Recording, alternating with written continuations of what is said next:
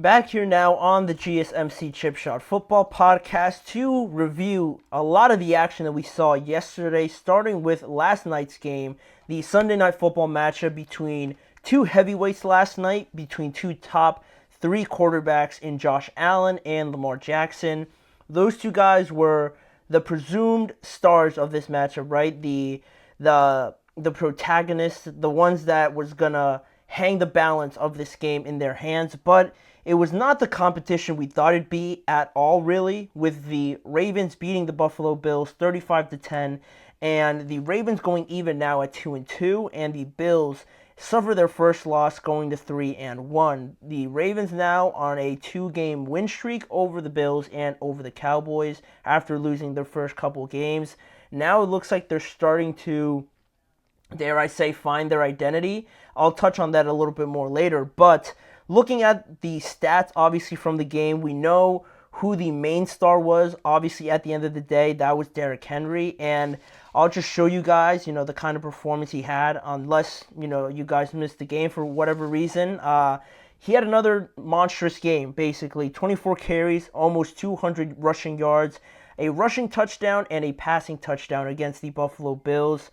Lamar also in this contest was 13 for 18 for 156 passing yards and 2 passing touchdowns, and he also had some involvement in the run game with 6 carries for 54 rushing yards and a rushing touchdown as well. So Lamar, a 3-touchdown day. Derrick Henry, a monstrous performance on the ground. And looking at those two guys being the main stars of their offense, you look around everywhere else with this Ravens team, no other wide receiver had more than 2 receptions on the day. Justice Hill led all receivers with 6 receptions. I should say just anybody with 6 receptions, not just the receivers. But on the other side, Josh Allen is the only one I'll mention because it was a rough go at it from everybody on that offensive side of the ball. Josh Allen, too, for his standards, was 16 for 29, 180 yards. He fumbled the ball once on a big hit by the Ravens defender. I know Kyle Van Noy stripped him, but he got rocked right after that. So it seems like he's all right, but at the moment, he got hit pretty hard. And only 81 rushing yards total for this entire team that was very good and efficient pretty much throughout the first 3 games at running the ball and just anything on offense. It was easy goings for the Bills. So I was very surprised with how dominant the Ravens were. I know the Ravens are a good team, obviously. The first 2 games, losing barely by an inch to the Chiefs, and then also the loss to the Raiders was bad. That one was a bad loss, but still, you wouldn't consider them a bad team. So looking at the Bills, looking like the best team potentially in the conference, to lose like this, it kind of throws everything into a loop now. I was asked the question, are the Ravens now the best team in the AFC? And because I don't have an answer to anybody else, I would probably say yes. They look like the best team in the AFC right now, just looking at last night's performance and the Chiefs. I'm sort of projecting a little bit because with the loss of Rashee Rice, I don't think the Chiefs, you can only take the idea of just finding ways to win so far, right? I believe that idea that you're good enough with your quarterback, with your play calling, and just knowing how to win, I believe that can only take you so far until talent really starts to come in and you're facing a Ravens team or a Bengals team or something like that, and you just don't have the players to compete with them. Travis is a great player, but now Sky Moore's going to get some more chances.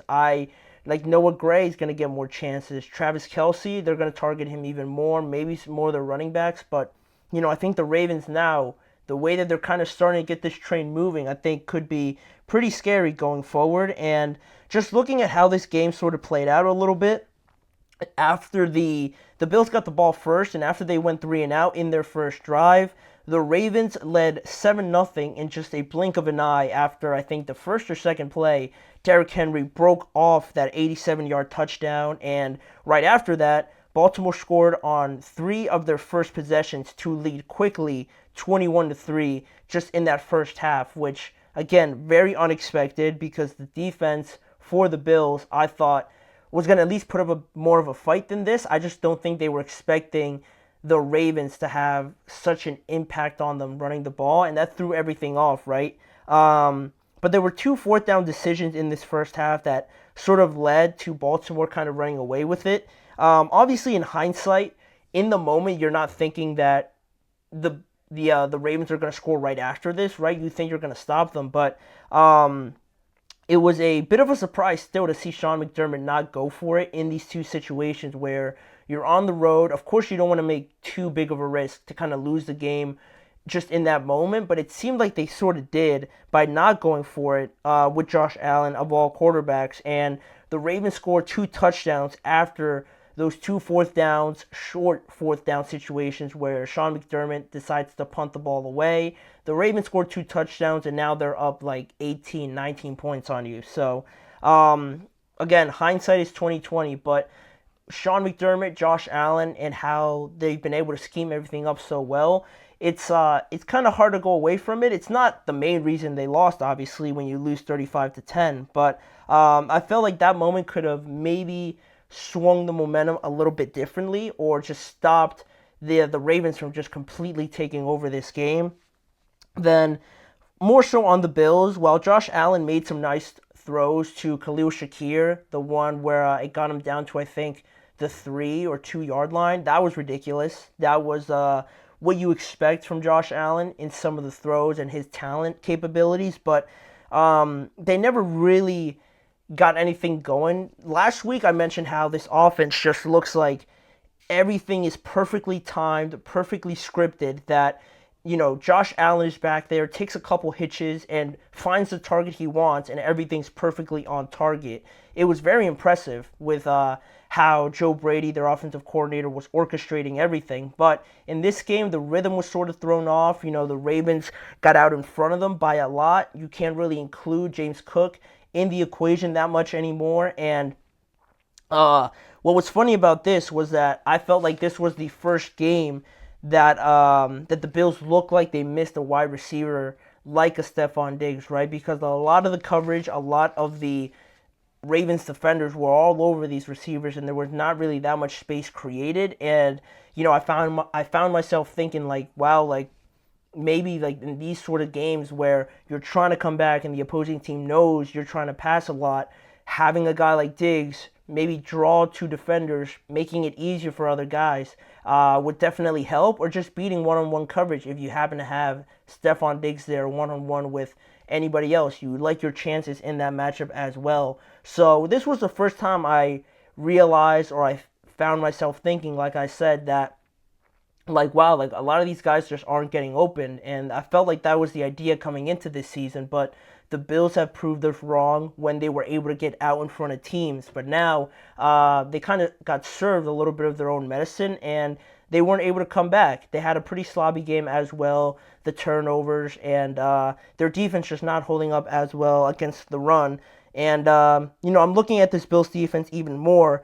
They were able to attack and get home with 4 before this Baltimore Ravens game, but with the Ravens running it basically right at them, attacking them from the get-go with Derrick Henry, I think that threw them off a little bit. And then from that point on, if you're going to run it so much, you kind of take away the superpowers of Von Miller, Ed Oliver, Gregory Rousseau, and AJ Epinesa, right? They're forced to defend the run. They're overcommitting to stopping Derrick Henry, and then you slip it out the other way with Lamar. Trying to chase Lamar all over the field is a task within itself. So with defending the run, compiled with chasing Lamar and keeping him contained, and the little times they threw the ball overall, you really took those guys out of the game. So you didn't really see them force turnovers with just 4 getting home. And again, that was another part of this game that was very significant in the outcome. And it just emphasized more of the passing game for the Bills, because with their defense not being able to stop them, they had to chase the game now, and I don't think the receivers were quite ready for that amount of responsibility in this game. So the game obviously got away from the Bills, and then we got our final score of 35-10. But what I really liked about the Ravens, other than Derrick Henry sort of getting going, what's great for this Ravens team is that their defense really looked like the defense of last year, right? They looked scary again, in other terms, which was a good sign to see, obviously, because they were kind of labeled as being in a struggling phase, as struggling against the pass, and you didn't really know what to put your finger on that caused that sort of struggle. But I like the way that they responded here tonight, and why they look great is because Baltimore finally ran the ball with Derrick Henry throughout the entire game, and Henry was able to keep that defense fresh. And with a 3-score lead right off of the bat, all defense are always going to look a lot better, especially this Ravens defense that has good pass rushers, can create pressure, but a lot of the times they were in close games, or they just never played with a lead this big, obviously. So now they're able to pin their ears back and really go at Josh Allen. And with the coverage that they had on these receivers, also not being able to create separation, I like this bounce back performance from their defense as much as I liked it from Derrick Henry. And just lastly here on Derrick and their running game, they were able to play obviously better on offense, controlling the tempo and whatnot. But this is going back to the previous statement I mentioned at the start of this segment, how this is the identity now that we've all been waiting to see. That was a question with this Ravens team, right? What Ravens were we going to get? Who were they trying to be with Derrick, with Lamar, and these wide receivers all over their offense? What kind of team were they trying to be? I feel like now we have a better understanding of what we can see from this team going forward. Lamar not really passing too much. Derrick Henry really trying to establish him and get him going earlier on.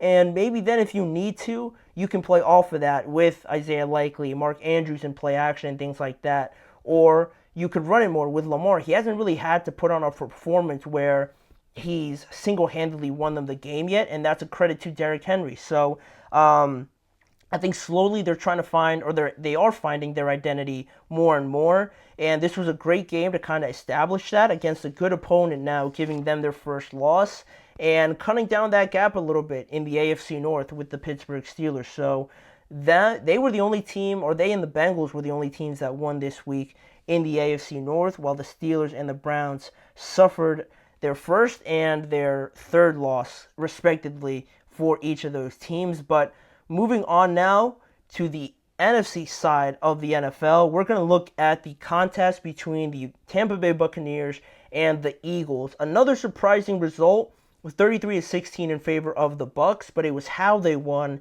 and how the Eagles lost that we're going to talk about in just a few seconds. So stay tuned. We'll be right back after this break. Looking